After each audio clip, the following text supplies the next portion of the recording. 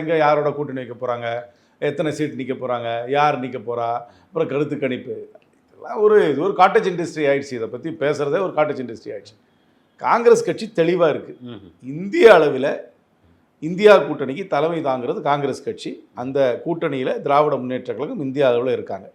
தமிழ்நாட்டை பொறுத்த வரைக்கும் அந்த இந்தியா கூட்டணிக்கு திராவிட முன்னேற்ற கழகம் தலைமை தாங்குது. அந்த கூட்டணியில் காங்கிரஸ் கட்சி இருக்குது. இதுதான் இன்னைக்கு பொசிஷன். இதில் யாருக்கும் எந்த டவுட்டும் வேண்டாம்.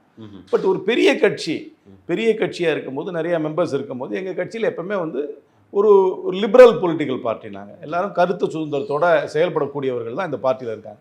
அதனால் அவங்களுடைய கருத்தை சொல்லுவாங்க. அதனால் 1967 ஆட்சியில் இல்லாமல் இருக்கும்பொழுது ஒரு லவுட் திங்கிங் பார்ட்டியில் இருக்க தான் செய்யும். அதை கர்வ் பண்ணவும் கூடாது. அதை எல்லாரும் அவங்க கருத்தை சொல்லும்பொழுது இந்த மாதிரி பல கருத்துக்கள் வருகின்றது. ஆனால் காங்கிரஸ் கட்சி இந்தியா கூட்டணியில் இருக்குது. தமிழ்நாட்டை பொறுத்த வரைக்கும் திராவிட முன்னேற்ற கழகம் அந்த கூட்டணிக்கு தலைமை தாங்குது. அந்த கூட்டணியில் காங்கிரஸ் கட்சி இருக்குது.